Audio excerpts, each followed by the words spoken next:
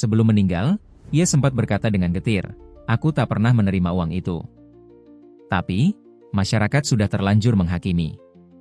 Di mata banyak orang, ia bukan lagi pahlawan lapangan hijau, melainkan simbol dari kejatuhan karena skandal. Andi Ramang, sebuah nama yang dulu dielu-elukan sebagai legenda sepak bola Indonesia. Pemain yang disebut-sebut bisa menyaingi bintang dunia di era 1950-an. Namun, sejarah mencatatnya dengan tinta yang bercampur antara kejayaan dan noda kelam. Tahun 1960, ia tersandung tuduhan menerima suap. Ia langsung dijatuhi hukuman larangan bermain seumur hidup oleh PSSI, meskipun ia bersumpah tak bersalah. Tidak ada proses hukum terbuka. Tidak ada pembelaan publik yang memadai. Hanya satu kenyataan, karir seorang maestro dihentikan secara tragis. Apa yang sebenarnya terjadi di balik skandal yang menghancurkan nama besar Andi Ramang? Apakah ia benar-benar bersalah, atau justru menjadi korban dari intrik politik olahraga yang kotor? Mengapa sosok yang dulunya dipuja sebagai penyihir bola bisa begitu cepat disingkirkan? Dalam video ini, kita akan membongkar kembali kisah seorang jenius dari Makassar yang pernah membuat Belanda gemetar, namun jatuh karena satu tuduhan yang bahkan hingga kini masih diperdebatkan. Ini bukan sekadar cerita tentang sepak bola. Ini adalah kisah tentang ambisi, pengkhianatan, dan warisan yang terancam dilupakan karena satu momen kontroversial dalam sejarah olahraga Indonesia. Saat era kejayaan sepak bola Indonesia mulai bersinar di pertengahan abad ke-20, satu nama selalu berdiri paling depan, Andi Ramang. Lahir pada tahun 1924 di Baru, Sulawesi Selatan. Pria ini bukan hanya seorang pemain bola, tapi juga simbol perlawanan, harapan, dan mimpi bagi jutaan rakyat Indonesia yang baru merdeka. Dalam masa ketika sepak bola masih dimainkan di lapangan berdebu dan gawang dari kayu, Ramang sudah jadi legenda hidup. Gaya bermainnya tak lazim. Ia tidak hanya mencetak gol, ia membuat pertunjukan. Sulit dipercaya bahwa seorang anak kampung yang tumbuh di tengah keterbatasan bisa menjelma menjadi striker paling ditakuti di Asia Tenggara. Ia bergabung dengan PSM Makassar, klub yang menjadi rumah dan medan pertempurannya, dan dari sanalah kisah besar dimulai. Di saat pemain lain bermain dengan strategi konvensional, Ramang tampil dengan gaya akrobatik, salto, tendangan voli, sundulan tajam dari sudut tak mungkin.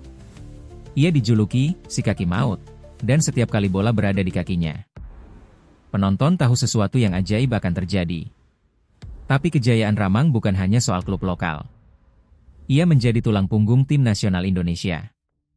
Terutama dalam pertandingan melawan Uni Soviet di Olimpiade Helsinki tahun 1956, laga bersejarah yang berakhir 0-0 dan membuat dunia melirik Indonesia. Ramanglah yang memaksa para pemain dari blok timur bekerja keras di setiap detik permainan. Kecepatan, insting, dan tekniknya membuat banyak komentator asing terkejut. Di era ketika belum ada YouTube atau media sosial, nama Ramang sudah beredar hingga ke telinga pelatih dan pengamat sepak bola di Eropa. Namun, seiring naiknya popularitas, tekanan pun datang. Tapi juga bagi mereka yang ingin mengambil keuntungan dari ketenaran. Dalam situasi seperti itulah awan gelap mulai berkumpul di atas kepala sang legenda. Tahun 1960 menjadi titik balik. Di tengah persiapan kompetisi penting, PSSI tiba-tiba mengumumkan bahwa Ramang dan beberapa pemain lainnya dituduh menerima suap untuk mengatur skor pertandingan. Tuduhan itu datang mendadak dan menggemparkan. Tanpa proses pembelaan memadai, Ramang dihukum berat, dilarang bermain sepak bola seumur hidup. Skandal ini bukan hanya mengguncang dunia olahraga, tapi juga membelah opini publik. Sebagian percaya bahwa ini adalah pengadilan jalanan, sebagian lain menilai bahwa legenda pun tidak boleh kebal hukum. Yang membuat semuanya lebih dramatis adalah kenyataan bahwa Ramang tidak pernah mengakui kesalahan itu. Bahkan hingga akhir hayatnya, ia tetap bersikukuh bahwa dirinya difitnah. Ia mengaku tidak tahu menahu tentang uang yang disebut-sebut diterimanya. Tapi keputusan sudah dibuat, dan nama Ramang pun perlahan-lahan menghilang dari kancah nasional. Di saat yang sama, banyak yang bertanya, mengapa sosok yang begitu berjasa bagi bangsa diperlakukan sedemikian rupa? Apakah ada motif lain di balik keputusan PSSI? Apakah ini murni soal integritas atau ada permainan kekuasaan yang lebih dalam? Nama Andi Ramang hari ini masih disebut dengan hormat oleh generasi lama, tetapi bagi generasi muda, ia hanya sekilas disebut sebagai legenda yang pernah tersandung skandal.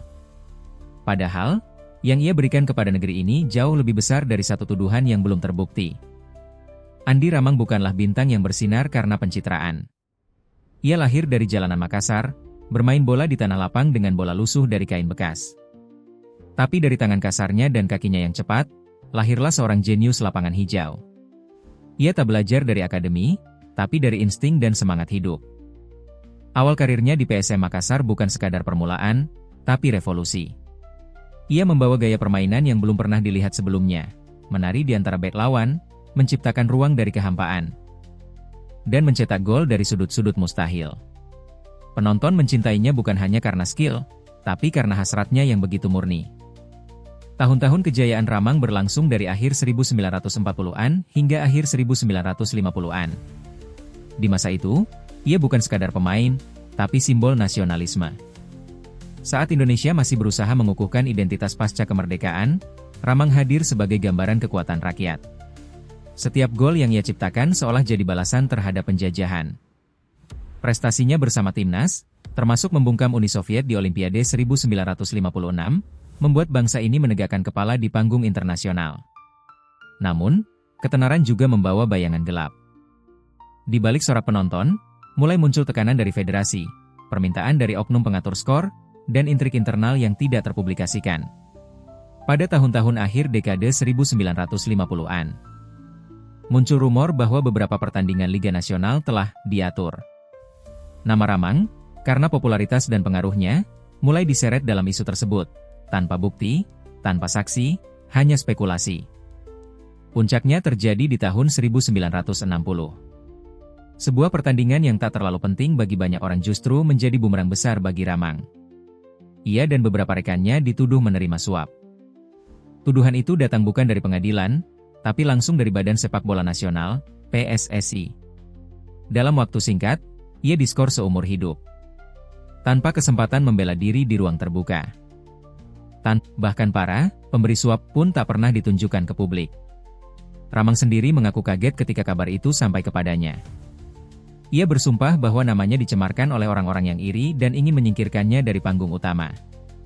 Akibat dari keputusan itu sangat menghancurkan. Ia didepak dari timnas, dilarang bermain di kompetisi resmi, dan perlahan-lahan dijauhkan dari publik. Seorang pahlawan nasional mendadak jadi persona non grata.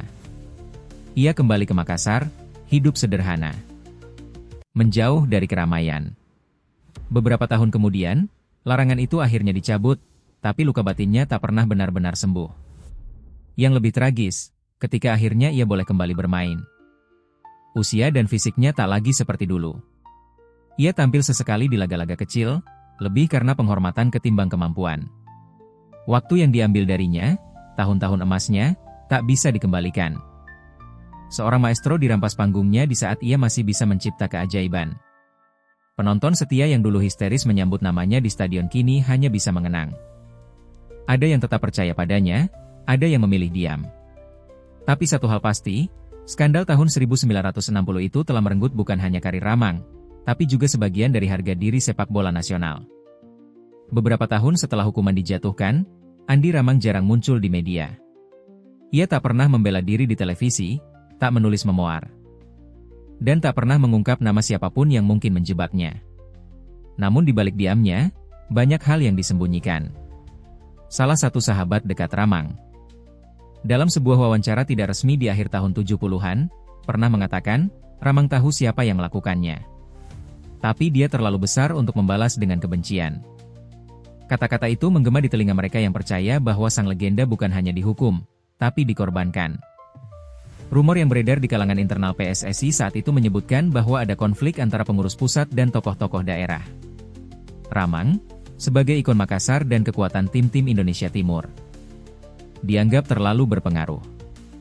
Dominasi pemain-pemain dari luar Jawa mulai mengganggu status quo. Maka ketika kesempatan muncul, melalui dugaan pengaturan skor yang masih samar, Ramang dijadikan kambing hitam.